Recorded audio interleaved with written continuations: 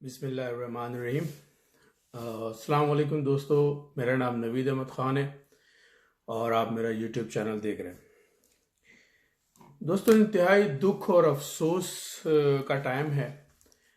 आपको पता ही है कि फ़लस्तीन में इसराइल ने जो जुल्म बर्बरियत बर्पा करके रखी हुई है, इसकी वजह से तमाम आलम इस्लाम के मुसलमानों को जो है वो इंतहाई दुख और रंज है, जिसकी वजह से जो है हमारी जो ईद की खुशियाँ हैं वो भी मांद पड़ गई हैं।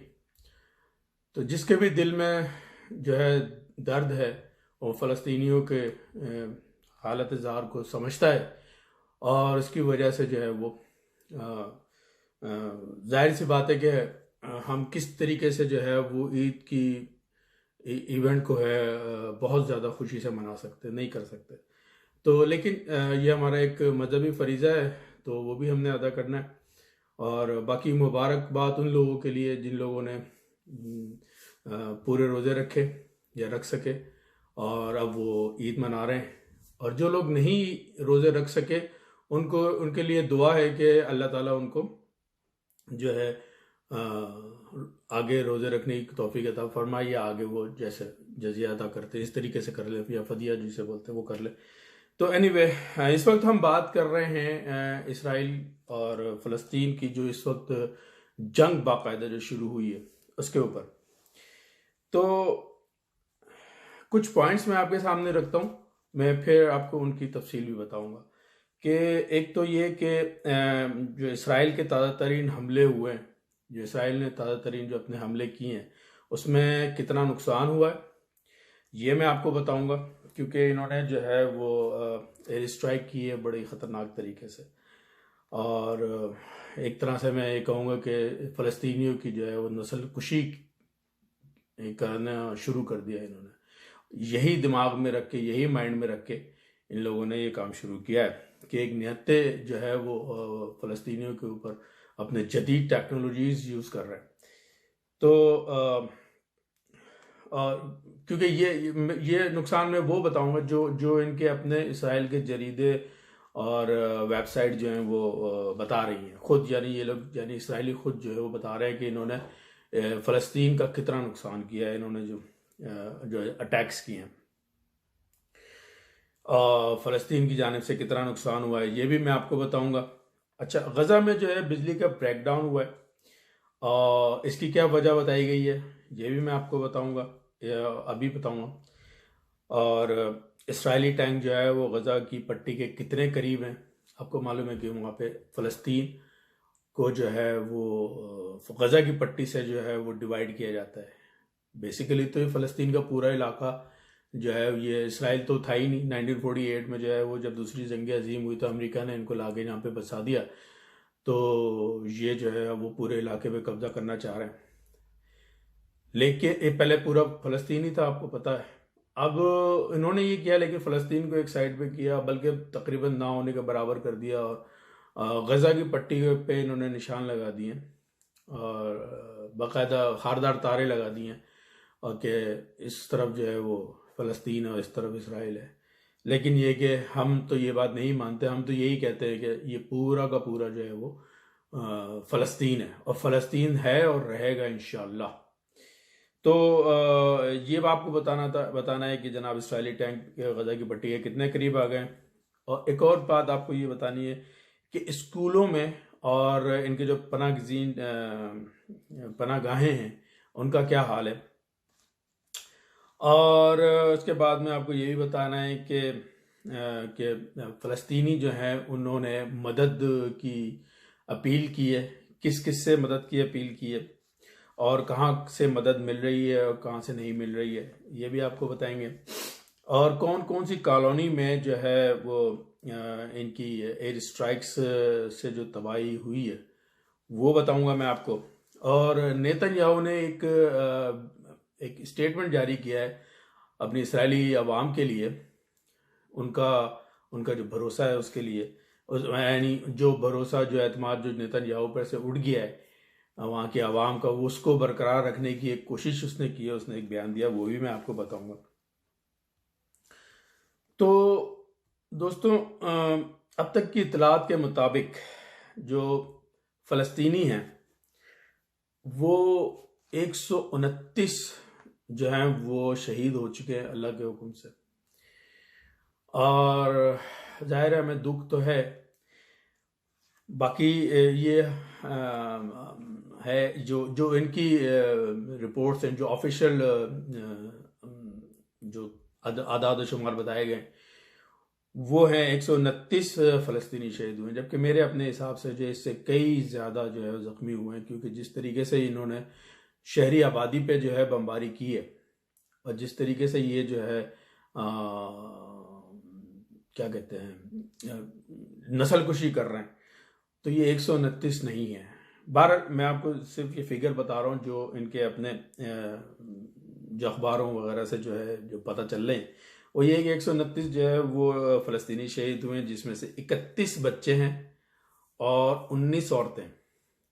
इमेजिन करें आप कि 31 औरतें और 19 बच्चे, ये बहुत बड़ा जो है वो जंगी जुर्म है, बहुत बड़ा जंगी जुर्म है। लेकिन मैंने आपको जैसे पहले अपनी वीडियो में बताया था कि इस तरह के जुर्म जो हैं वो इसराइल के ऊपर लागू नहीं होते। इसराइल को जैसे ऐसा लगता है जैसे इसराइल को हर तरह की आज़ादी है, हर तरह की जो है ना उसको उसके ऊपर किसी भी कोई पाबंदी नहीं आयद होती दुनिया की, और वो किसी के भी लॉ को, किसी के भी कानून को जो है वो नहीं मानता, किसी भी तरह के इंटरनेशनल लॉज को नहीं मानता वो, और उसको मनवाने वाला भी कोई नहीं है। अफसोस की बात यह है कि उसको मनवाने वाला भी कोई नहीं है, क्योंकि ऐसा ही लगता है कि जैसे इसराइल नहीं हो गया बल्कि वो पूरी दुनिया को चलाने वाला मुल्क है। वैसे हकीकत भी है, क्योंकि जब आप इन्होंने क्या किया, इन्होंने 1948 के बाद जो है अपने आप को बड़ा मुनज़्ज़म करना शुरू किया, और इन्होंने उस वक्त ये कसम खाई थी कि ये जितना भी ये मस्जिद अक्सा का एरिया, ये यरूशलेम का एरिया और इससे मुत्तसिल जितने भी इलाके हैं, जिसमें सऊदी अरब का भी आधा इलाका आता है और भी दोहा, कतर वगैरह और भी दूसरे इलाके आते हैं, इन्होंने ये कोशिश की थी, मतलब कसम खाई है कि हमने जो है ये पूरा एक ग्रेटर इसराइल बनाना है। ठीक है, और जाहिर सी बात है इस तरह से तो नहीं बनता कि बस सोच लिया और हो गया। इसके लिए इन्होंने बाकायदा काम करना शुरू किया, और इन्होंने ये करना शुरू किया कि इन्होंने अपने तंजीमें बनाई, अपना कम्युनिटीज़ तश्कील दी, और दुनिया के तमाम मुल्कों से जो है वो जो भी यहूदी हैं, चाहे वो किसी भी कौम का है, किसी भी नस्ल का है, लेकिन अगर वो यहूदी है तो उसको जो है वो बड़ी अट्रैक्शंस दे करके जो है वो इसराइल में आबाद करवाया गया कि हम आपको कारोबार में सपोर्ट देंगे, हम आपको चाइल्ड बेनिफिट देंगे, हम आपको ये देंगे वो देंगे, और आप अपने अपने सरजमीन में आकर के जो है रहिए। तो मतलब बड़ी बड़ी ऑप्शंस दिए गए, बड़े बड़े अट्रैक्शंस उनको दिखाई गई, तो इसकी वजह से जो है वो वहाँ पे इसराइली जमा होते रहे पूरी दुनिया से। लेकिन फिर भी इतनी बड़ी तादाद नहीं। मैंने जैसे कि आपको पिछली वीडियो में बताया था कि इसराइली जो है वो 80 लाख हैं टोटल। 80 लाख कुछ भी नहीं है, अभी भी ये कुछ नहीं है। लेकिन बात सिर्फ ये नहीं है कि इनकी अफरादी कुव्वत सिर्फ मतलब 80 लाख की है। बात यह है कि इन्होंने अपनी स्ट्रेटजी ये अपनाई हुई है कि हमने पूरी दुनिया के ऊपर हुक्मरानी करनी है, और वो उसमें काफ़ी हद तक कामयाब भी हैं। कैसे? इन्होंने ये किया है कि पूरी दुनिया में जो है वो अपने बड़े बड़े कारोबार खोलें, बड़े बड़े नामी गिरामी कारोबार खोलें, जिसमें से एक मैकडॉनल्ड भी है, और भी बहुत सारे हैं। लेकिन मैकडॉनल्ड में इसलिए नाम ले रहा हूँ क्योंकि ये आमजाम हर कोई इसको जानता है। तो मैकडॉनल्ड जैसी जो फ्रेंचाइजीज इन्होंने खोली है पूरी दुनिया में, जो है वो भले से खुद फिजिकली इनके अंडर में ना हो, लेकिन वो क्योंकि फ्रेंचाइज है तो रॉयल्टी वगैरह उसकी आती है, तो इससे जो है ना इन्होंने बड़ा पैसा इकट्ठा किया और कर रहे हैं। और इनकी एक और चीज़ भी है, वो ये है कि अगर आप मतलब जैसे अगर आप यहूदी हैं और आप दुनिया के किसी भी मुल्क में, दुनिया के किसी भी मुल्क में अगर आप अपना कोई कारोबार खोलना चाहते हैं, तो उसके लिए इसराइली जो है उसको लोन देते हैं, उसके कारोबार के लिए कर्जा देते हैं। और उसका तरीका ये होता है कि उसको मिसाल के तौर पर 50 लाख चाहिए अपना कोई भी कारोबार करने के लिए, तो कम्युनिटी उसको जो है वो 50 लाख देती है, वो अपना कारोबार करता है, उसको सपोर्ट होती है। और इनके कारोबार जो हैं तकरीबन 99.9% कामयाबी होते हैं, नाकाम नहीं होते। उसकी रीज़न यही है कि ये सपोर्ट करते हैं।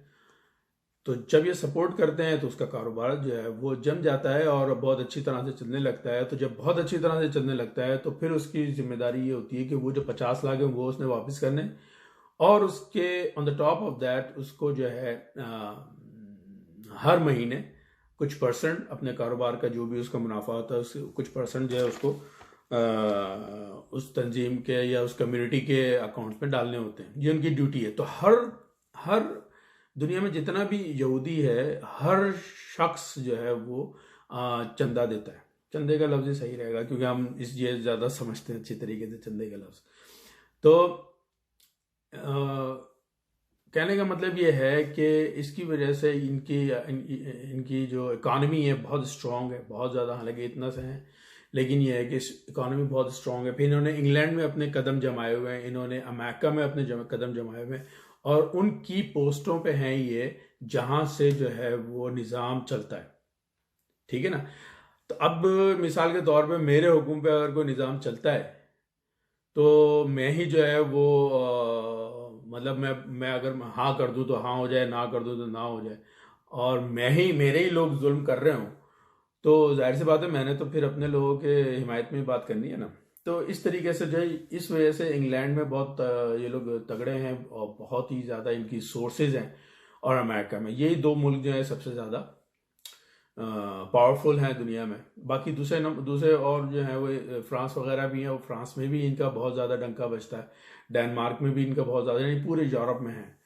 तो दुनिया के अमीर तरीन जो ममालिक हैं जो कि दुनिया को चलाते हैं, जो कि हमारे जैसे लोग मुल्कों को जो है वो कर्जे देते हैं, तो वो सबके सब इनके हाथ में। तो जाहिर सी बात है अब ये नहीं तगड़े होंगे तो फिर कौन होगा। तो 12 वापस आते हैं अपने मौजू के ऊपर के इन्होंने जो है वो 31 बच्चे और 19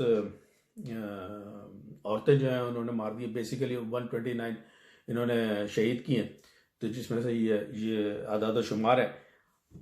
अब सोचने की बात यह है कि इनको कहने वाला कोई भी नहीं है, इनको रोकने वाला कोई भी नहीं है। हाँ, अगर इनका नुकसान ज़्यादा होने लगेगा तो जो है वो ये यूरोपियन और अमेरिका जो है ये बीच में आ जाएंगे कि जी जंग बंद कराएं और ये और वो। लेकिन जब तक कि इसराइली फ़लस्तीनियों को मार रहे हैं, उनका नुकसान कर रहे हैं, जब तक कि कोई कुछ नहीं बोलेगा। बल्कि आपने शायद ये बात भी सुनी हो कि किसी अमेरिकन से जब ये चीज़ पूछी गई कि भाई ये सब क्या हो रहा है, तो उसने ये कहा कि जी हर एक को जो है अपने दिफा का हक हासिल है। अगर आपके मुल्क पे कोई हमला करता है तो आप उसका दिफा करें, ये आपका हक है।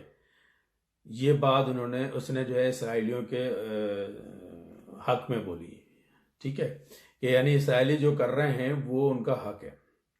और अब जब उससे पूछा गया कि जनाब जो जो जो फ़लस्तीनी करेंगे वो, तो उसके लिए उसने कहा कि मेरी इतनी कैपेबिलिटी नहीं है कि मैं इस बात का आंसर कर सकूं, जवाब दे सकूं। तो ये दोगली पॉलिसी है, बेसिकली मुनाफकत है ये। तो जंग जनाब पूरे अपने ज़ोर शोर से जारी है। हमास और दूसरी जितनी भी जो है जहादी तंजीमें, इन सब की तरफ से जो है पूरे जोश जज्बे के साथ, इस्लामी जज्बे के साथ में जो है वो जवाबी हमले भी जारी हैं। और एक्चुअली बात यह है कि जो जो हमास हमले कर रही है, अल्हम्दुलिल्लाह हमास ने इनका इसराइल का बहुत बड़ा नुकसान किया है। ये मैं आपको बताऊंगा आगे कि हमास ने इसराइल का बहुत ज़्यादा नुकसान किया है। इनका एटमी रिएक्टर तक तबाह कर दिया है, ये भी आपने शायद सुना होगा खबरों में। तो मुझे थोड़ी सी देर हो गई आपको ये बात बताने के लिए। तो और भी जो है वो काफ़ी इनका नुकसान किया है। ऐसा नहीं है कि बिल्कुल ही लेकिन इस दफ़ा चलें अभी हमास के ऊपर भी फिर बात कर लेते हैं। तो लेकिन हमास जो हमले कर रहा है ना, जवाबी हमले, उसमें और इसराइल के हमलों में फ़र्क है। फ़र्क क्या है कि हमास जो है वो आबादी पे हमले नहीं कर रहा। ठीक है, हाँ, अगर कहीं पे ऐसी जगह है जो कि मतलब जहाँ पे हमला करना चाहिए जंगी एतबार से, और वहाँ पे अगर कोई इनोसेंट मारा जाता है तो वो एक तरह से कोलेटरल डैमेज ही कहलाएगा, चाहे वो जिस तरफ भी हो। लेकिन अगर आप स्पेशली उस जगह पे जो है वो हमले करेंगे जहाँ पे रिहायशी इमारतें हैं, रिहायशी मकानात हैं, आम पब्लिक वहाँ पे रहती है, आम पब्लिक, तो वहाँ पे जब आप बमबारियाँ करेंगे और वो लोग मरेंगे तो वो जंगी जुर्म कहलाता है। ठीक है ना। तो हमास ऐसा नहीं कर रहा है, लेकिन इसराइल ऐसा ज़रूर कर रहा है। और इसराइल क्यों कर रहा है? क्योंकि उसने नस्ल कुशी करनी है। ये बाकायदा जो है, मैंने आपको पहले ही बताया था कि 1948 में जब इनका क़याम हुआ था इस जगह पे इसराइलियों का, यहूदियों का, तो उन्होंने उस वक्त ये बात कही थी कि हमने फ़लस्तीनियों की नस्ल ख़त्म कर देनी है। ठीक है। और उसकी एक अलग रीज़न है। तो ये जो मैं आपको बातें बता रहा हूँ, ये अपनी तरफ से नहीं है, बल्कि ये आपको पता होगा अल जज़ीरा और रियोटर जो है वो उनकी तरफ से ये खबरें जो है कंफर्म हुई हुई हैं। तो ये उनकी मैं बातें कर रहा हूँ। अब क्योंकि ये इसराइली जो हैं वो आबादी पे हमले कर रहे हैं, तो जाहिर सी बात है, अब एक शख्स अगर घर के अंदर रह रहा है, अचानक से बम आके गिरेगा, तो आप क्या करेंगे? आप कुछ भी नहीं कर सकते। लिहाजा आप उस वहां की फुटेज अगर आप देखें ना, आपका दिल खून के आंसू रोना शुरू हो जाएगा कि आम पब्लिक पे, मासूम लोगों पे, औरतों, बच्चों और प्रेग्नेंट औरतें, ये सब जो है वो मर रहे हैं। और अगर आप इनकी फुटेज देखें तो कम से कम मैं तो नहीं देख पाया। इसके लिए बड़ा दिल गुर्दा चाहिए, बहुत ज़्यादा। इतनी ज़्यादा जो है खून रेजी हुई है, इतनी ज़्यादा कि मैं बता नहीं सकता आपको। और उसकी वजह मैंने आपको बताई कि इन्होंने जो है वो इस तरह की चीज़ है, इन्होंने यही सोचा है कि बस अब जो है ना फाइनल जो है बैटल करनी है और इसराइलियों को ख़त्म कर देना है। लेकिन ये इतना आसान नहीं है, अल्लाह देख रहा है। भले से हम लोग जो हैं वो इतना ज़्यादा, हमारे अरब ममालिक जो है खुल के सामने नहीं आ रहे हैं, जिसकी वजह से उनकी हिम्मत बहुत ज़्यादा बढ़ गई है। लेकिन ऐसा भी नहीं है कि बिल्कुल खामोश होकर बैठे हुए। मैंने आपको अपनी पिछली वीडियोस में ये बात बताई थी कि कौन कौन जो है वो इनकी हेल्प के लिए आ रहा है। और जिसमें आपका ईरान है, तुर्की है और पाकिस्तान है। अच्छा, पाकिस्तान का मसला यही है कि इवन पाकिस्तान क्या, आप जो तुर्की और ईरान की अगर बात ले लें तो वो भी खुल के सामने नहीं आ सकते। खुल के सामने यूँ नहीं आ सकते कि हमारे हमारे मतलब इन मुल्कों की जो इकॉनमी है वो इतनी अच्छी नहीं है। और फिर मैं आपको ये बताऊंगा कि हम सब के सब जितने भी इस्लामी ममालिक हैं, ये सब के सब डिपेंड करते हैं मगरिब पे और अमेरिका पे। तो अब अगर मिसाल के तौर पे हम इनकी मर्जी के खिलाफ कोई काम करते हैं तो फिर ये उसका रिवेंज लेंगे, बदला लेंगे। अच्छा, अब मैं क्या कह रहा हूँ? मैं ये कह रहा हूँ मगरिब और अमेरिका में मैंने आपको पहले ये बात बताई है कि यहाँ पे यहूदियों ने अपना बहुत ज़्यादा असर व रसूख बना लिया है और इतना ज़्यादा इन मुल्कों को अपने कंट्रोल में कर लिया है कि इनकी मर्जी के बगैर ये मुल्क नहीं हिलते, ख़ास तौर पे इसराइल और यहूदियों के मामले में। तो इसी वजह से जो है वो, अगर कोई मुल्क खुल के सामने आता है, लेट्स से कि तुर्की खुल के सामने आ जाता है और अपनी फौजें भेज देता है, अपने अपने गनशिप हेलीकॉप्टर्स और अपने तैयारे भेज देता है लड़ने के लिए इसराइल से, कर सकते हैं। लेकिन उसका क्या होगा?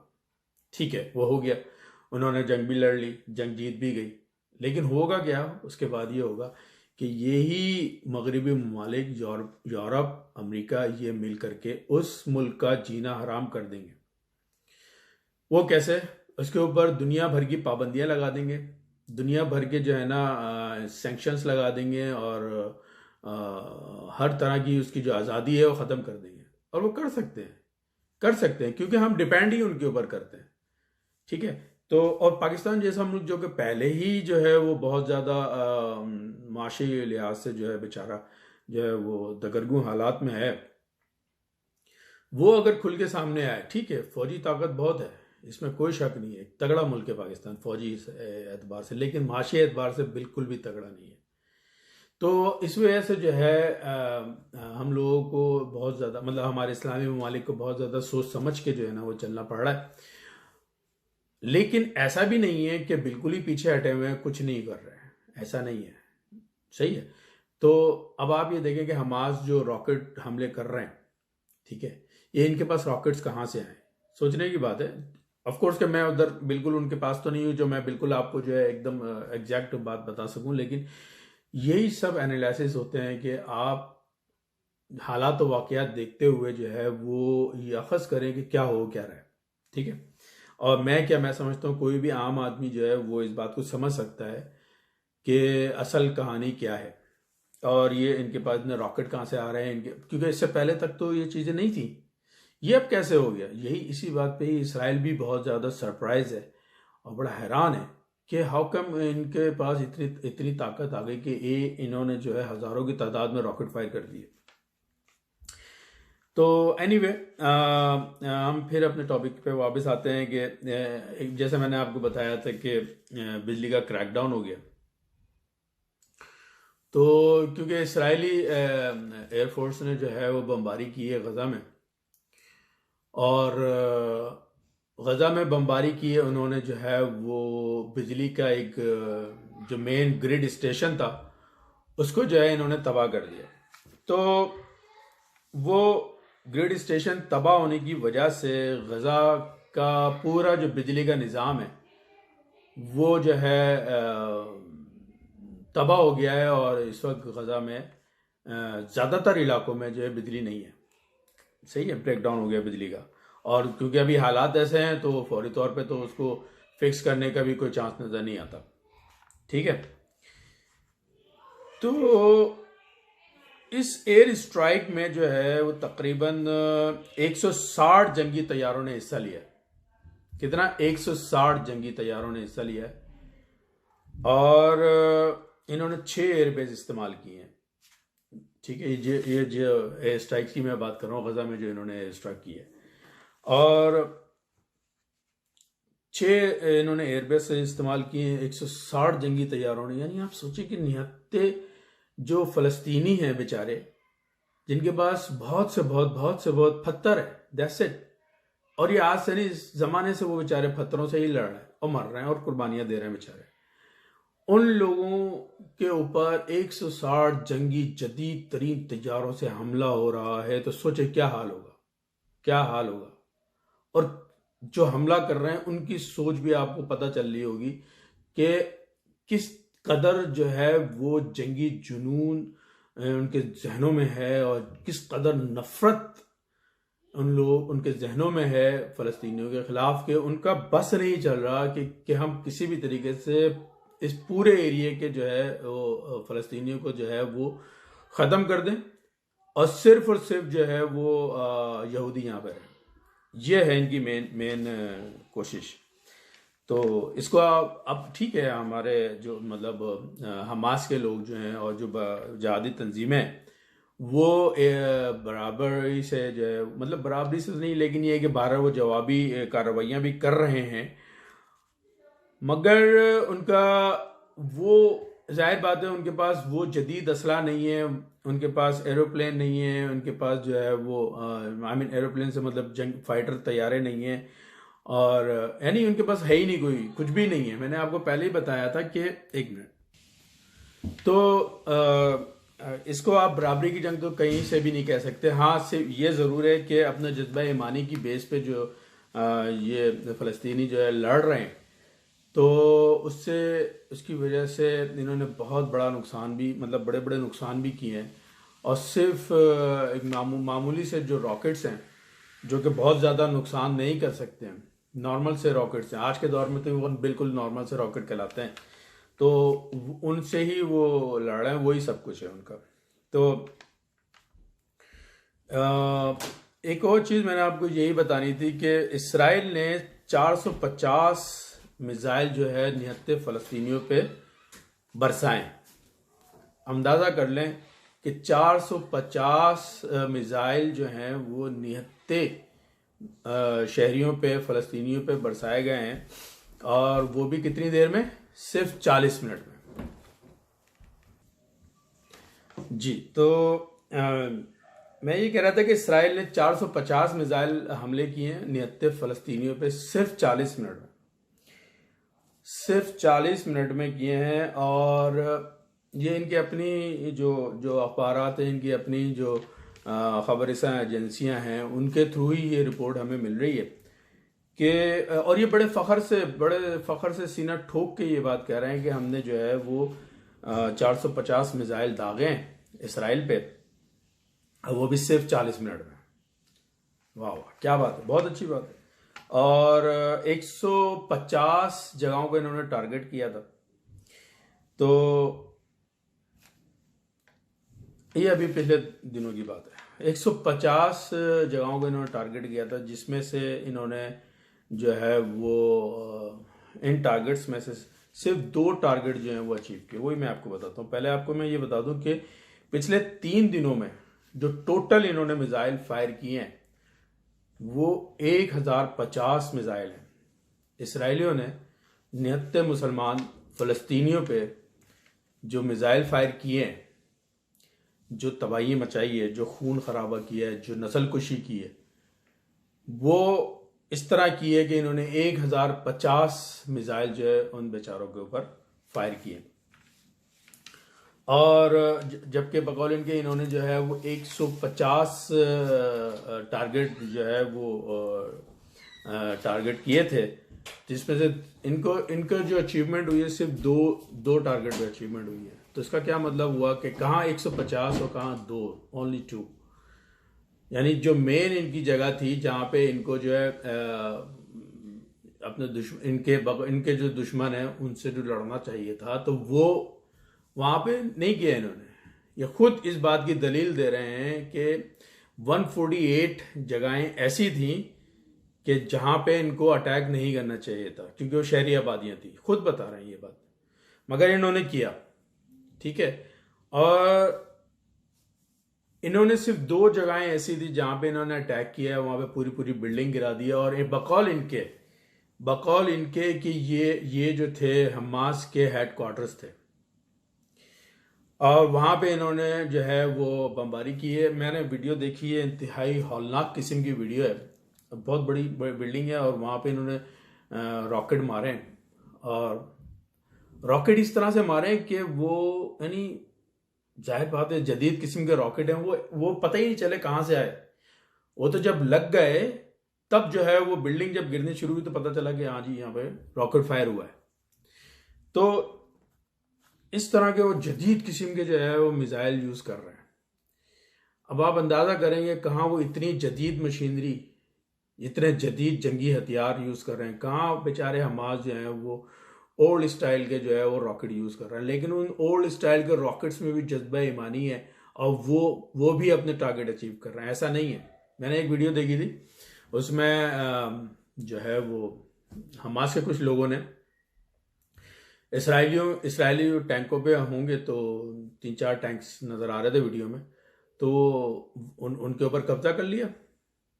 ये होता है जज्बा ईमानी। क्या है उनके पास? नथिंग, कुछ भी नहीं।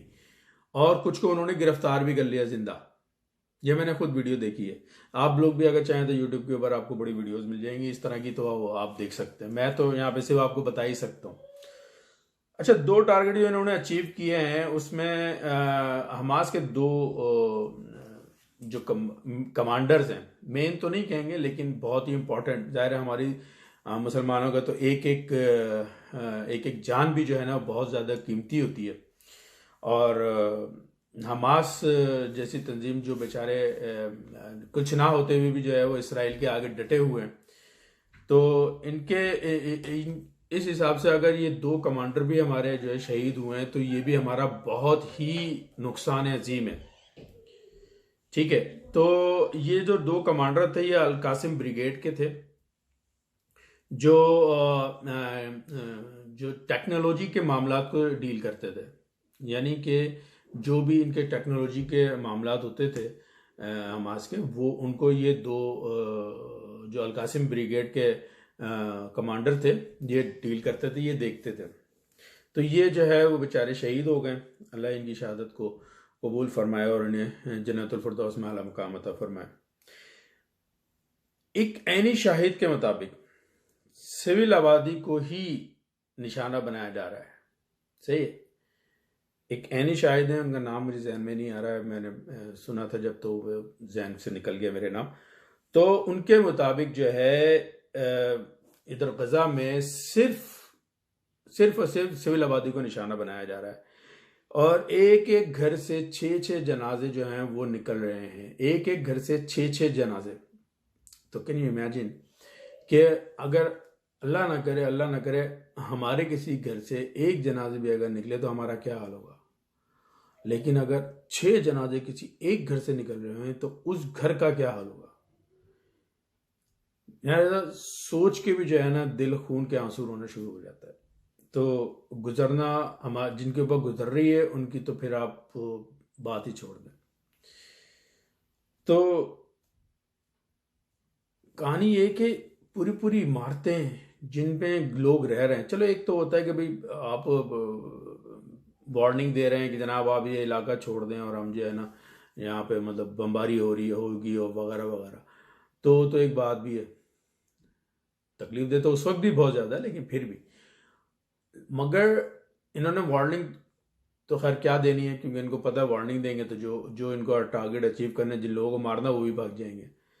तो लेकिन फिर भी ये इंसानियत नहीं है, कहीं से भी ये इंसानियत नहीं है। कोई भी इस बात को सही नहीं बोलेगा कि ये नियत शहरियों के ऊपर जो है वो, जो कि आपको कुछ भी नहीं कह रहे हैं बेचारे, उनके ऊपर आप बमबारी कर रहे हैं और उनको मार रहे हैं। एक औरत ये कहती है कि मेरे 5 बच्चे हैं और मैं इन 5 बच्चों को अपने गले लगा के सोती हूँ। यानी जब वो बेड पे जाते हैं सोने के लिए रात को, तो वो ही कह रही है कि मैं इनको अपने से गले लगा के, मतलब ये कि अपने आसपास ही जो है अपने से चिपका के और अपने से लिपटा के जो है ना मैं सोती हूँ।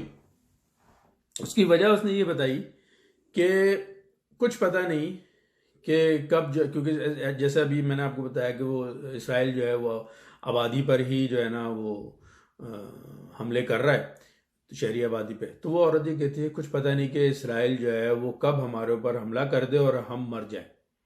तो मैं ये नहीं चाहती कि मेरे 5 बच्चे हैं और मैं हूं, तो मैं ये नहीं चाहती कि हम में से कोई एक भी जो है रोने के लिए, बाकियों पर रोने के लिए वो जिंदा बचे।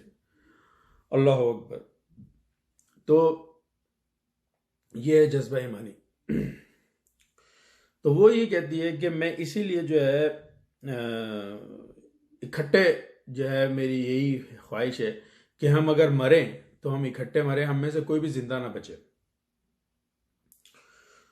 तो इस तरह की पोजीशन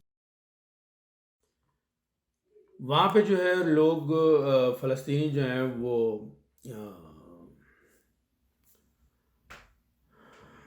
रेड क्रॉस को भी मदद के लिए बुला रहे हैं। ज़रा रेड क्रॉस एक ऐसी तंजीम है पूरे दुनिया में कि जहाँ भी इस तरह की चीज़ें होती हैं, जंगें वगैरह होती हैं, तो वहाँ पे ये पहले पहुँच जाते हैं। इनका काम ही यही है कि वहाँ पे जो है वो हॉस्पिटल बनाते हैं, कैंप लगाते हैं, कैंप के हॉस्पिटल लगाते हैं और जो भी ज़ख्मी होते हैं उनको उनका इलाज करते हैं, उनकी मरहम पट्टी करते हैं। ये रेड क्रॉस का काम है। लेकिन अफसोस की बात यह है कि वहाँ पे रेड क्रॉस भी नहीं जा रही है। तो सोचने की बात यह है कि रेड क्रॉस जब हर जगह पहुँच जाती है, हर जंगी इलाके में पहुँच जाती है और वहाँ पे जा कर के जो है वो ज़ख्मियों का इलाज मुआवजा करती है, उनकी मरहम पट्टी करती है, बाकायदा एक अलग से जो है उसका कैंप लगाया जाता है और उस कैंप के ऊपर भी और हर तरफ जो है रेड क्रॉस के निशानात होते हैं, जिसको देख करके जो है पता चलता है कि जनाब यहाँ पे ये रेड क्रॉस है। और अगर ऊपर प्लेन में से कोई देख रहा है तो उसको भी नज़र आता है कि जनाब ये रेड क्रॉस का कैंप लगा हुआ है, तो यहाँ पे हमला नहीं करना। लेकिन उसके बावजूद जो है वो रेड क्रॉस वहाँ पे नहीं आ रही है हेल्प करने के लिए फ़लस्तीनियों की। क्यों नहीं आ रही है, इस बात का अंदाज़ा मैं यूँ लगा सकता हूँ कि उसको मना किया गया होगा कि यहाँ पे आप नहीं आए, क्योंकि यहाँ पे जो अगर तुम आओगे तो यहाँ पे, क्योंकि इसराइल जो है वो किसी भी चीज़ का लिहाज नहीं कर रहा। सही है। उस वो ये देख ही नहीं रहा किसी भी तरीके से। एक देखिए, कुछ उसूल होते हैं, हर चीज़ के कुछ उसूल होते हैं कि आपने जो है ये करना है, ये नहीं करना। सही है, इंसानियत वाली भी कोई बात है, लेकिन यहाँ तो इंसानियत की कोई बात है ही नहीं। वो भूल गए हैं अपना अपना टाइम जो जो हिटलर ने उनके साथ किया था, बिल्कुल भूल गए। अगर वो उनको याद होता तो वो इस तरह की हरकतें करते ही नहीं। इस वक्त जो दुनिया में सबसे ज़्यादा नोटोरियस, जो बदनाम ज़माना जो है, वो कौम है, वो यहूदी बन गए अपनी इन्हीं हरकतों की वजह से। कि वो उन्होंने जो है वो हर एक को मारना है, बस अपना मकसद हासिल करने के लिए उनको किसी की कोई परवाह नहीं है, उन्होंने सबको मारना है। तो इसी वजह से रेड क्रॉस को भी मना किया गया होगा कि भाई, ये मेरा अपना आइडिया ही है और मैं समझता हूँ ये आइडिया मेरा काफ़ी हद तक सही है कि रेड क्रॉस ने वहाँ पे जो है, हाँ, नहीं लगाया कि भाई वहाँ पे लगाएं। अगर हम अपना कैंप लगाएंगे भी तो तब भी कोई फ़ायदा नहीं, हमारे ऊपर भी ये बमबारी करेंगे तो हम भी मारे जाएंगे, इसलिए वो आ ही नहीं रहे। वहाँ पे मलबे के नीचे लोग दबे हुए हैं, जिंदा दबे हुए हैं, लेकिन कोई हेल्प नहीं है। यानी आप अंदाज़ा करें कि अगर आपको जिंदा दफना दिया जाए तो आपका क्या हाल होगा। बिल्कुल ये वही सिचुएशन है कि एक बिल्डिंग है, बिल्डिंग गिर गई है, उसके अंदर जो है लोग दबे हुए हैं, दर्द से चिल्ला रहे हैं, कुर्रा रहे हैं, हेल्प के लिए पुकार रहे हैं कि हमारी मदद करो, हमें बाहर निकालो। छोटे बच्चे हैं, औरतें हैं, बूढ़े हैं, जवान हैं, सब दबे हुए हैं और किस हालत में हैं, कोई उनकी हेल्प करने के लिए नहीं आ रहा, ना ही राजी है। ये हालात हैं। तो अभी एक और इतला शायद आपको पता हो कि यूएनओ ने बड़े सख्त अल्फाज में जो है वो मजम्मत की थी इसराइल के जो जो उन्होंने अटैक्स किए हैं उसके ऊपर। यूएनओ ने बड़े सख्त अल्फाज में मजम्मत की थी, लेकिन स्टार्टिंग में उनके एक दो बयानात आए और फिर उसके बाद एकदम खामोशी छा गई। इसकी वजह पता है आपको क्या है? इसकी वजह यह है कि अमेरिका ने उनको रोक दिया था कि आप कोई बयान ना दें। और उसका रीज़न उन्होंने क्या दिया? उसका रीज़न अमेरिका ने ये दिया कि हम बैकडोर चैनल से राब्ते कर रहे हैं और आपके ये बयानात की वजह से जो है वो हमारे बैकडोर जो राब्ते हो रहे हैं उनको नुकसान हो सकता है, इसलिए आप खामोश हो जाएं। तो हालांकि हालांकि ये ऐसी कोई बात नहीं है, बिल्कुल यही चीज़ है कि भाई उन्होंने हर एक को मना कर दिया है कि कोई भी जो है वो इसराइल को तो कुछ भी ना बोले, इसराइल जो कर रहा है उसको करने दें। ये है मेन चीज़। बाकी कोई बैकडोर राब्ते नहीं हो रहे। अगर बैकडोर राब्ते हो रहे होते तो इसराइल इतना ज़्यादा जुल्म नहीं करता कि निहत्ते फ़लस्तीनियों पे जो है वो हज़ारों की तादाद में जो है वो रॉकेट फायर किए गए और उनको मारा गया, उनकी नस्ल कुशी की गई। तो नेतन्याहू का ने एक स्टेटमेंट दिया है। नेतन्याहू ने स्टेटमेंट ये दिया है कि आखिरी फ़लस्तीनी की आवाज़ बंद होने तक ये हमले जारी रहेंगे। जो वो हमले कर रहे हैं ना, उनके लिए वो इतने यानी निडर हैं, उनको किसी का कोई खौफ नहीं। उनको पता है कि हमें कोई रोकने वाला नहीं है। पूरी दुनिया में किसी में इतनी हिम्मत नहीं है कि हमें रोक सके। उन्होंने इसी वजह से ये कहा है कि आखिरी फ़लस्तीनी तक हम ये हमले नहीं रोकेंगे। यानी इनका मतलब यह है कि इस दफ़ा जो है फाइनल बैटल होनी है और तमाम फ़लस्तीनियों को जो है हमने मार देना है, एक को भी नहीं छोड़ना। इसी वजह से जो है उन्होंने अपने जो उनके रिज़र्व फ़ौजी हैं, तकरीबन को 16,000 के करीब हैं, उन्होंने उनको भी तलब कर लिया है।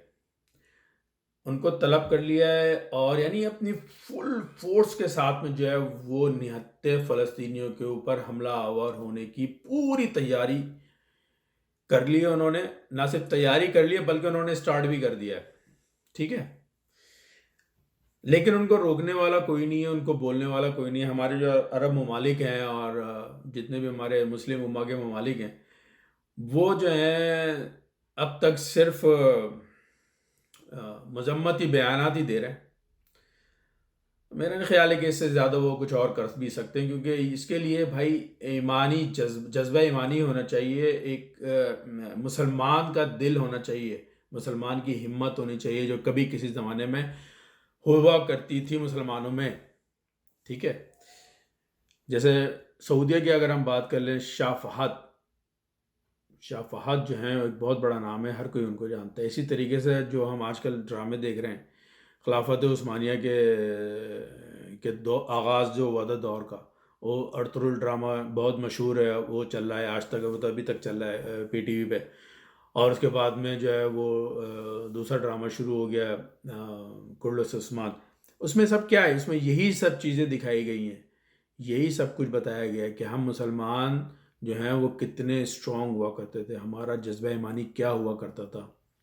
हम अपने हुजूर सल्लल्लाहु अलैहि वसल्लम के उस बताए हुए उसूलों पे कितनी मजबूती से जो है वो चला करते थे, यही सब कुछ दिखाया गया। आज जो है हमारे मुस्लिम उम्मा में ये चीज़ें ख़त्म हो गई हैं, और हर कोई जो है वो मादी परस्त हो गया है, मटेरियलिस्टिक हो गया है।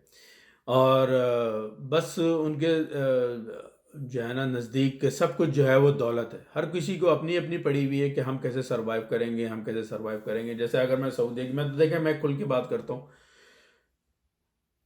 सऊदी अरब को जो है वो इस बात का ख़तरा पड़ा हुआ है कि बस किसी भी तरीके से एनी हाउ, कोई भी कीमत हो, मुझे जो है ना अपने सर्वाइवल के लिए, या मेरी जो इकॉनमी है, या हमारी जो बादशाहत है, या हमारी जो जो यशियाँ हैं, वो ख़त्म ना हो। ठीक है। और इसका सबूत आप ये देख सकते हैं कि कश्मीर में जो कुछ हुआ और जो हो रहा है, तो उसकी उन्होंने बिल्कुल भी मुखालफत नहीं की। क्यों? कि अगर वो मुखालफत करते हैं तो इंडिया उनसे नाराज़ हो जाएगा। अब आप ये देखें इंडिया की वैल्यू, हालांकि इंडिया क्या है, गरीब मुल्क है, गरीब ही है, मतलब ऐसा अमीर तो नहीं है। हाँ ठीक है, बहुत बड़ा मुल्क है, उसकी वजह से जो है उनका उनका जो है वो इकॉनमी काफ़ी स्ट्रॉन्ग है, थी। अब नहीं, अभी नहीं है। कोरोना ने बेड़ा गर्क करके रख दिया इनका, ये भी आप बात ध्यान में रखिएगा। लेकिन उसके बावजूद लोग तो है ना, असल में वहाँ पे आबादी बहुत ज़्यादा है, बहुत बड़ा मुल्क है वो। ठीक है। तो बड़ा इस वजह से भी है, इतना बड़ा होता नहीं। जब 1947 में पाकिस्तान बना, तो अगर सही इंसाफ से काम लिया जाता, तो अभी भी पाकिस्तान, इंडिया में जो है इतने ही लोग, इतने ही मुसलमान हैं जितने पाकिस्तान में। तो अगर इंसाफ से काम लिया जाता और उन जगहों को, असल में कहानी इस तरीके से थी उस टाइम पे कि आप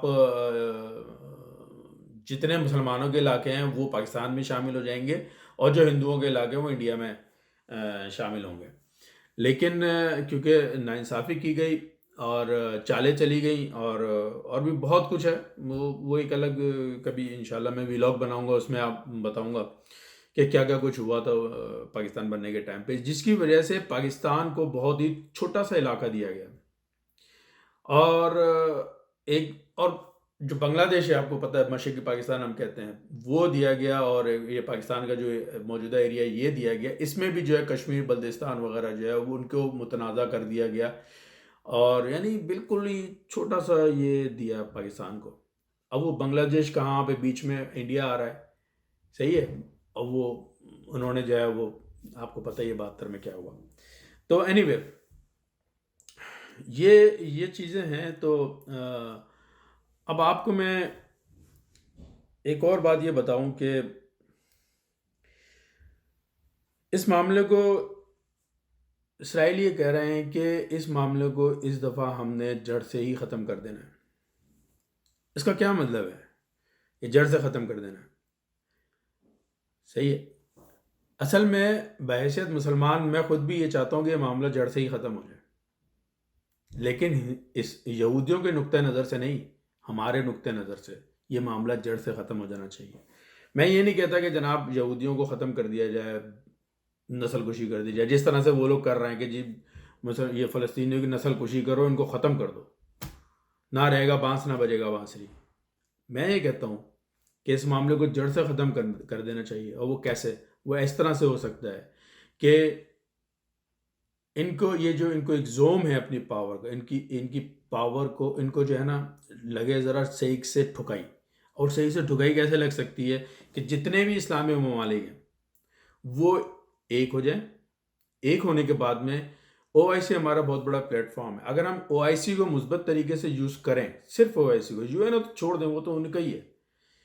अगर हम सिर्फ OIC को यूज़ करें और उसके प्लेटफॉर्म से हम जो है इसराइल को ये वार्निंग दें कि आप जो है अपने इलाकों में वापस चले जाओ, और जो 48 में आपको जो एरियाज दिए गए थे सिर्फ आप उसमें रहो। वो भी बड़ी बात है कि वो, हालांकि वहाँ पर भी उनका कोई लेना देना नहीं था।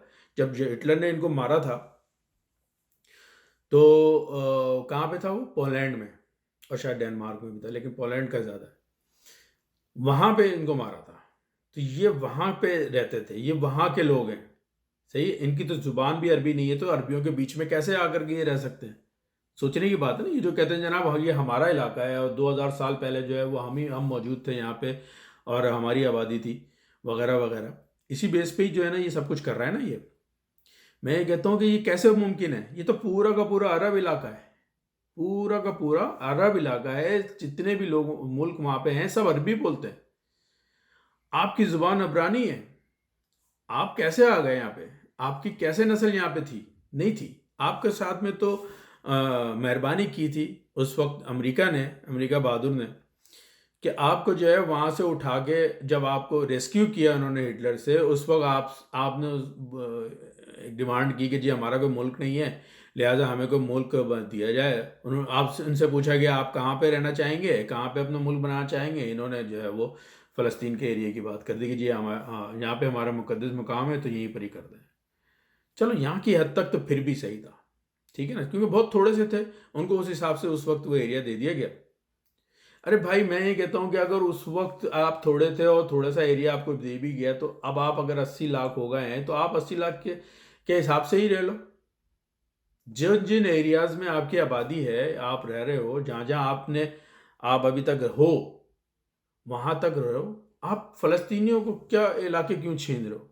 मिल के रहो, लेकिन मिल के रह नहीं सकते। ये इनकी फितरत नहीं है। इनकी फितरत क्या है? इनकी फितरत बिच्छू वाली है, जो अपने मोहसिन को भी डंक मारता है। आपने एक कहावत सुनी होगी कि एक नहर या नदी के इस पार जो है वो एक बिच्छू और एक कछुआ जो है वो टर्टल, वो जो है वो खड़े थे, और इन दोनों को जो है नहर पार करनी थी। तो कछुआ क्योंकि तैर सकता है, बिच्छू तैर नहीं सकता। तो बिच्छू ने बोला कि मैं तैर नहीं सकता, मैं तुम्हारी पीठ के ऊपर जो है ना बैठ के और मैं नहर पार कर लेता हूँ। तो कछुआ ने बोला ठीक है। अब कछुआ ने उसको, बिच्छू को अपनी पीठ पे बिठाया और नहर क्रॉस करने लगा। तो रास्ते में जो है वो बिच्छू जो है उसको डंग मार रहा जा रहा है, बार बार डंग मार रहा है, बार बार डंग मार रहा है।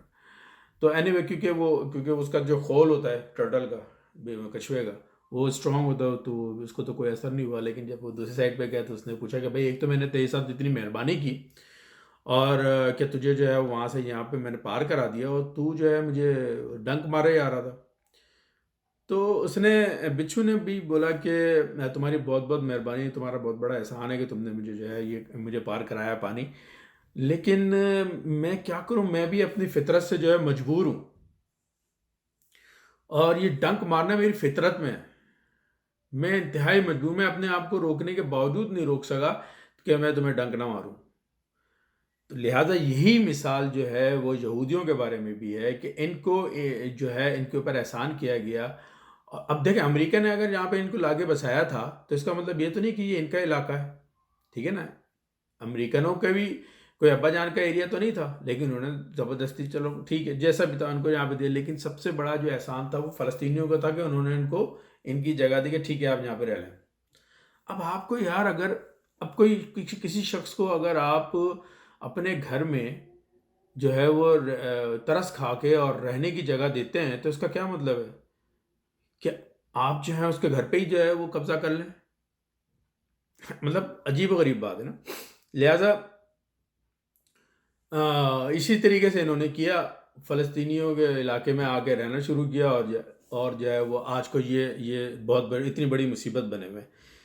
तो मैं ये कहता हूँ कि, और ये हमारे प्राइम मिनिस्टर इमरान खान साहब भी कहते हैं, इसलिए वो मैं उनको बड़ा पसंद करता हूँ कि एक मुस्लिम उम्मा की एक आवाज़ होनी चाहिए, ठीक है, और वो आवाज़ ऐसी हो कि मगरिब तक सुनी सुनी जाए, अमेरिका तक सुनी जाए। सुनी जाए का मतलब ये है कि ये नहीं कि हाँ जी सुन लिया ठीक है, नहीं, सुनी जाए का मतलब ये है कि उसको उसको माना जाए, आपकी आवाज़ में इतना वज़न हो कि उसको माना जाए। जिस तरह अमेरिका है, किसी को भी तड़ी मार देता है कि आपके और पाबंदी लगा देंगे हम अगर हमारी बात नहीं मानोगे।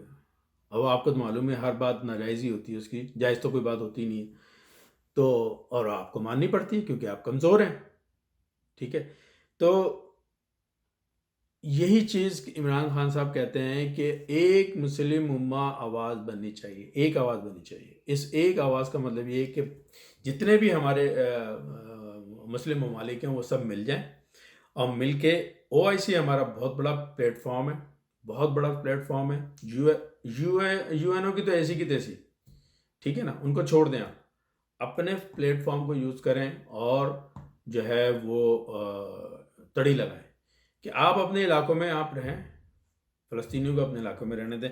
लिहाजा जो जो सेटलमेंट उस वक्त हुई थी 1948 में, उस सेटलमेंट के हिसाब से ये वापस अपने एरियाज़ में चले जाएं यहूदी लोग, और फ़लस्तीनियों को जो है इनका पूरा जो भी एरिया था वो इनको दिया जाए और इसके ऊपर सख्ती से अमल किया जाए, बॉर्डर बनाया जाए और जो है अपना ताकि ये भी सुकून से रहे वो भी सुकून से रहे। अब मस्जिद अक्सा के पीछे पड़े हुए हैं, यानी हैरत की बात यह है कि भाई आपका मस्जिद अक्सा से क्या लेना देना है, लेकिन इनकी कोशिश ये है कि मस्जिद अक्सा को शहीद किया जाए, लेकिन वो तो अल्लाह की तरफ से है। अगर शहीद होना होता ना तो ये बहुत पहले शहीद कर चुके होते हैं, लेकिन ये तो अल्लाह की तरफ से, अल्लाह ने उसकी हिफाजत अपने हाथ में ली हुई है कि आज तक जो है वो मस्जिद अक्सा माशाल्लाह अपनी पूरी आबोताब के साथ में अपनी जगह पे मौजूद है। अभी 3-4 दिन पहले आपको पता है कि वो मस्जिद अक्सा में आग लगाई गई, तो ये कहा गया कि जनाब वो जी मस्जिद अक्सा को आग लगा दी, लेकिन अल्हम्दुलिल्लाह ऐसा नहीं था, क्योंकि जैसा कि मैंने आपको बताया कि अल्लाह ताला ने उसकी हिफाजत अपने ज़िम्मे ली हुई है। ये कहीं हदीस में नहीं है, लेकिन मैं अपनी तरफ से कह रहा हूँ कि वो जो आग थी वो वहाँ पे एक पेड़ था, वहाँ पे मस्जिद अक्सा के ना सहन में इधर उधर जो है ना वो पेड़ भी लगे हुए हैं। तो जो लोग उस इलाके को उन्होंने देखा है उनको पता है, तो नहीं तो आप यूट्यूब पे जाके भी देख सकते हैं, आपको नज़र आ जाएंगे। तो वहाँ पे पेड़ लगे हुए हैं, तो एक पेड़ को किसी शरपसंद यहूदी ने आग लगा दी। वैसे तो सारे ही शरपसंद हैं, उसको आग लगा दी और वो पेड़ जो है वो जल गया। जाहिर बात है एक एक बड़ा पेड़ अगर जल रहा है तो उसकी आग जो है कहाँ तक नजर आएगी, एक उसके शोले कहाँ तक नजर आएंगे। तो दूर से जो है वो वीडियो बनाई गई और ये कहा गया कि जनाब मस्जिद अक्सा को आग लगा दी, नाउजुबिल्लाह। तो ऐसा हो नहीं सकता, इट्स इम्पॉसिबल। एक एक बार पहले भी जो है आई थिंक 70 की दहाई में जो है वो एक ऑस्ट्रेलियन निजात निजात जो है वो यहूदी था, उसने भी जो है वो आग लगाने की कोशिश की गई थी, तो लेकिन उस वक्त भी वो कामयाब नहीं हो सके थे वो। लेकिन हुआ ये था कि वहाँ पे मस्जिद में एक एक मेंबर था, उस मेंबर आपको पता है ना, जहाँ पे मौलवी लोग जो हैं उनमें जैसे सीढ़ियाँ टाइप का होता है, मौलवी लोग बैठ करके जो है वो वाज देते हैं, वो जल गया था। वो जो मेंबर था वो बहुत यादगार था कि तकरीबन कोई 1000 साल पहले जब सलाउद्दीन अय्यूबी, जिनका मेरे मेरे दिल में मेरे मैं नज़दीक उनका बहुत ज़्यादा एहतराम है, सुल्तान सलाउद्दीन अय्यूबी का, तो उन्होंने जो है वो मेंबर बनाया था। तो जाहिर बात है उनकी यादगार थी वो उसको जला दिया गया था। तो वो भी एक अफसोसनाक बात है, लेकिन मस्जिद की अगर बात करें वो माशाल्लाह अपनी जगह पर ही थी, वो वहीं पर ही थी और है, आई मीन है, मस्जिद वहीं के वहीं है और इंशाल्लाह रहेगी। और इंशाल्लाह मैं मेरी ये दुआ है अल्लाह से कि ये पूरा फ़लस्तीन का इलाका दोबारा से फ़तह होगा और यहाँ पे मुसलमान आएंगे और इस मस्जिद को जो है दोबारा से रीबिल्ड करेंगे, रेनोवेट करेंगे और ये पहले से भी ज़्यादा अपनी आबोताब से ये जगमगाएगी इंशाल्लाह। यहाँ पे जो है वो दुनिया भर से जो है मुसलमान आएंगे, जैसे खाने काबा में आते हैं, यहाँ पर आएंगे, यहाँ पे आके अपनी मजहबी रसूमात अदा करेंगे, इबादत करेंगे, नमाज़ें पढ़ेंगे। तो क्योंकि हमास की जो है ना एक ही शर्त है, हमास ये कहते हैं कि आप बैतुल मुक़द्दस को खाली कर दें, सिर्फ एक शर्त है, बैतुल मुक़द्दस को खाली कर दें आप, हम आपको कुछ नहीं बोलेंगे, आप चाहें। लेकिन आपको मालूम है यहूदी कुछ और सोच के बैठे हैं, वो तो नस्ल कुशी का सोच के बैठे हैं, वो तो फाइनल बैटल करने के चक्कर में बैठे हैं। तो इन्होंने जो है वो बड़ा जो है ना नुकसान पहुंचाया हुआ है। और अब तक जो है कि इत्तलात के मुताबिक जो है वो अच्छा इसी तरीके से एक इलाका है बैतल हनून। ज़ाहिर बात है डिफरेंट लैंग्वेजेस, थोड़ा सा मुझे एक्सेंट में प्रॉब्लम हो रहा है। आई थिंक बैतल हनून है शायद इसका, इस इलाके का नाम। ये जो इलाका है ये मुकम्मल तौर पे तबाह हो चुका है। इसमें 30 से ज़्यादा घराने थे और सब के सब मर गए, कोई भी नहीं बचा। बैत हनून इस जगह का नाम है। यहाँ पे हामला औरतें थी, बच्चे थे, बूढ़े थे, जवान थे। तो ये सब के सब अल्लाह की राह में कुर्बान हो चुके हैं। अल्लाह ताला इनकी कुर्बानियों को जो है वो कबूल फरमाए। तो सोचने की बात यह है कि ये मामला आखिर कहाँ जाकर रुकेगा। मुझे नहीं लगता कि ये मामला इतनी जल्दी रुकेगा, क्योंकि इसमें जो है इसराइल को पूरी दुनिया की सपोर्ट तो छोड़ दें, अमेरिका की सपोर्ट है। और ये बात आज नहीं तो कल जो है खुल के सामने आ जाएगी। ये मैं क्यों बोल रहा हूँ बात, ये मैं इसलिए कह रहा हूँ क्योंकि जब यूएनओ ने इसराइल को वार्न किया स्टार्टिंग में कि आप ये ना करें, ये वॉर क्राइम है, whatever you are doing that is called the war crime. ये यूएनओ ने इसराइल को कहा, शुरू में काफ़ी सख्त बयानात आए इसराइल के खिलाफ, तो अमेरिका ने उनको मना कर दिया। मैंने आपको अभी थोड़ी देर पहले भी बताई थी ये बात कि अमेरिका ने यूएनओ को मना कर दिया, क्योंकि यूएनओ जो है वो अमेरिका का ही एक इदारा है भाई। यूएनओ कोई जो है वो इंडिपेंडेंट नहीं है। तो जो अमेरिका चाहता है, यूएनओ बनाया ही इसीलिए था अमेरिका ने कि जिसके ऊपर पाबंदी लगानी है इसके थ्रू जो है पाबंदी लगा दें। तो कोई कुछ ये भी नहीं बोल सकता कि जनाब अमेरिका ने कर दी, जबकि ऐसा नहीं है। यूएनओ है ही अमेरिका का। तो जो अमेरिका बोलता है वो यूएनओ बोलता है, जो वरना यूएनओ की अपनी कोई हैसियत नहीं है। तो बेकार सी चीज़ें, इसीलिए मैं जो है यूएनओ के बजाय जो है ओआईसी पे ज़्यादा जोर दे रहा हूँ कि ओआईसी के प्लेटफॉर्म को यूज़ करना चाहिए हमको अब।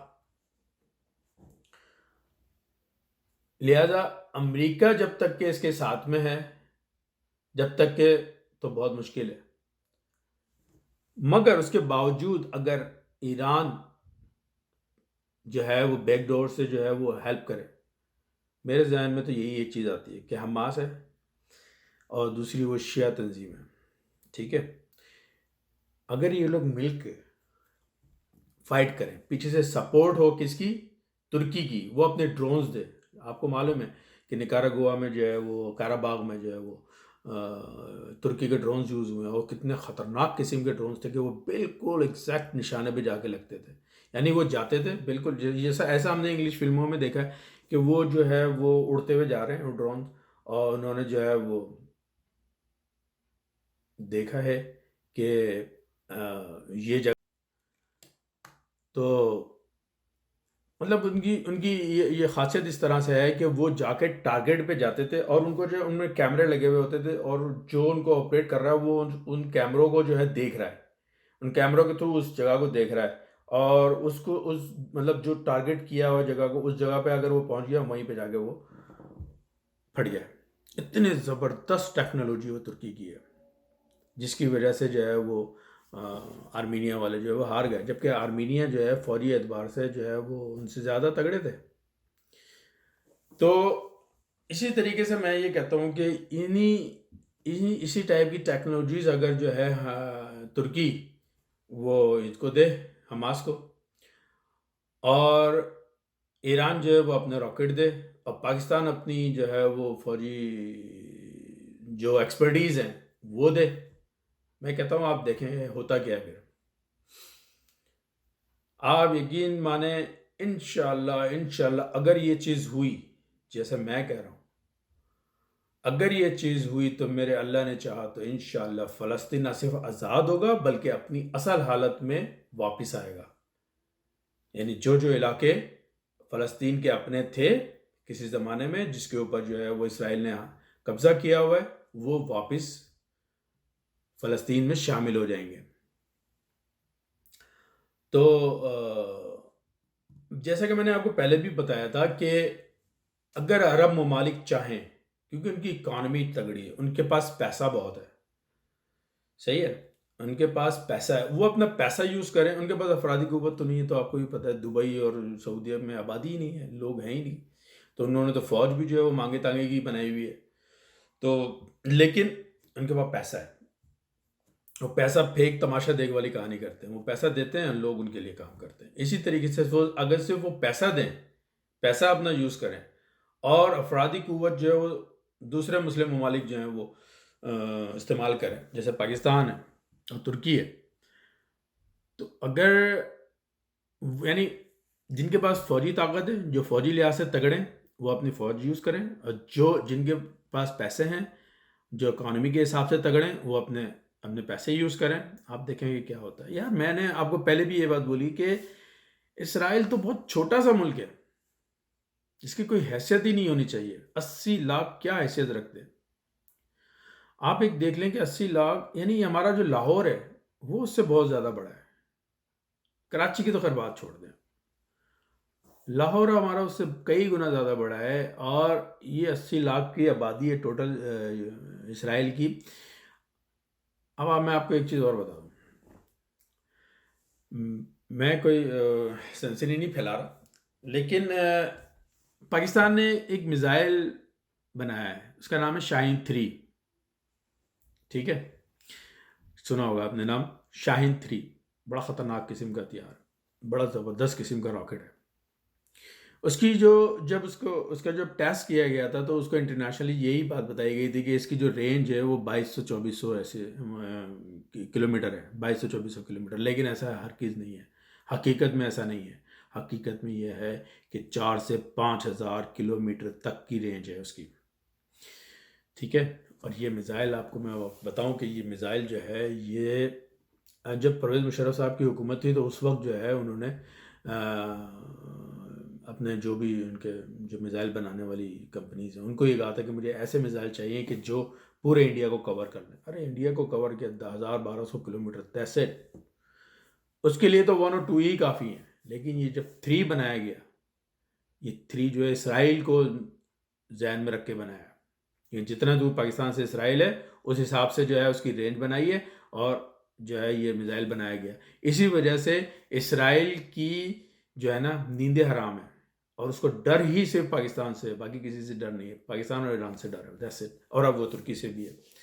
तुर्की से पहले इसलिए नहीं था क्योंकि उनके ज़रा सिफारती ताल्लुकात थे, लेकिन जो असल जो डर था वो ईरान और पाकिस्तान की तरफ से था। अब पाकिस्तान का सिर्फ एक काम ये कर लेना पाकिस्तान, कि कुछ भी ना कहे, बलूचिस्तान में उस मिसाइल को इंस्टॉल कर ले। किसको? शाहीन-3 को बलूचिस्तान में वहाँ पे इंस्टॉल कर ले, और इसराइल को ये कहे कि 24 घंटे के अंदर आप बैकफुट पे आओ, जितने फ़लस्तीनी इलाकों को आपने नाजायज़ कब्ज़ा किया है उनको आप छोड़ो, और अपना जो 1948 के हिसाब से जो आपको जगह दी गई थी वहाँ पे आप वापस आ जाओ। नहीं आते हो तो ये हम मिसाइल फायर कर रहे हैं। आपको पता है शाहीन-3 जो है वो एक तो उसकी रेंज बहुत ज़्यादा है, दूसरे उसकी तबाहकारी बहुत ज़्यादा है। वो एटमी वॉरहेड लेके जा सकता है, इसकी ये सलाहियत है। 4000 किलोमीटर जो है वो बनता है बलूचिस्तान से आपका इसराइल। कैसे? बलूचिस्तान से उड़ेगा, ईरान पे से होता हुआ जॉर्डन पे जाएगा, जॉर्डन से होता हुआ जो है आपका इसराइल पे। इसराइल को पता है ये बात, इसीलिए मैं ये कहता हूँ कि अगर पाकिस्तान क्यों नहीं करता, मैंने आपको पहले ही बताया था, पाकिस्तान इकानमी के हिसाब से बहुत कमज़ोर मुल्क है। लेकिन अगर ये जो इकानमी के हिसाब से तगड़े ममालिक हैं, सऊदी वगैरह जैसे, ये अगर पाकिस्तान का साथ दें तो फिर कोई मसला नहीं है। ये तो एक बाकायदा साजिश के तहत जो है पाकिस्तान को जो है वो इस तरीके से फंसाया हुआ है कि पाकिस्तान कुछ बोल ना सके, वरना उनको पता है, पाकिस्तान के दुश्मनों को पता है कि ये पाकिस्तानी ऐसे लोग हैं कि जो किसी की परवाह नहीं करते, इनको किसी का कोई खौफ नहीं है। सिर्फ इनको मारती है ये चीज़ कि ये गरीब है, लोग हैं, गरीब लोग हैं, इनके ऊपर पाबंदियां लग जाएंगी तो ये भूखे मर जाएंगे। तो ये इनको बाकायदा जो है सोची समझी साजिश के तहत जो है इस तरह से फंसाया हुआ है। लेकिन अगर यही चीज़ अगर हमारे अरब ममालिक जो है वो पाकिस्तान का साथ दें, उनको बोलें कि डोंट वरी अबाउट एनीथिंग, हमारा पैसा आपके पीछे, आप अपनी फौजी ताकत इस्तेमाल करो। आप देखो ना, विद इन 24 आवर्स जो है वो हालात नॉर्मल हो तो फिर बोले आप, बल ना सिर्फ नॉर्मल बल्कि फ़लस्तीनी और दुनिया के तमाम मुस्लिम उम्मा के ख्वाहिश के मुताबिक जो है वो हल मिल जाएगा आपको। कुछ भी नहीं करना पड़ेगा, सिर्फ एक आपने स्टेटमेंट देना है, आपने शाहीन 3 बलूचिस्तान में इंस्टॉल करना है और उनको जो है वार्निंग देनी है। 24 घंटे के अंदर ना अगर आपका ये फ़लस्तीन आज़ाद हो तो फिर बोलना। तो दैट्स इट साथियों। वीडियो काफ़ी लंबी हो गई है, लेकिन क्या करें, जिस वक्त जो हालात हैं उसकी वजह से मैं अपने जज्बात काबू में नहीं रख सका, और अपने जज्बात को एक्सप्रेस करने के लिए मेरे पास एक यही प्लेटफॉर्म था, तो जहाँ पे मैंने आप लोगों से बातें की हैं, अपने दिल के दुखड़े मेरा जो दिल दुखा है, जो दिल दुख रहा है कि फ़लस्तीनियों को देख के कि बेचारे किस कदर जो हैं वो इस वक्त मुसीबत में हैं। अल्लाह से मैं यही दुआ करता हूँ, आप भी दुआ करें कि या अल्लाह इन फ़लस्तीनियों को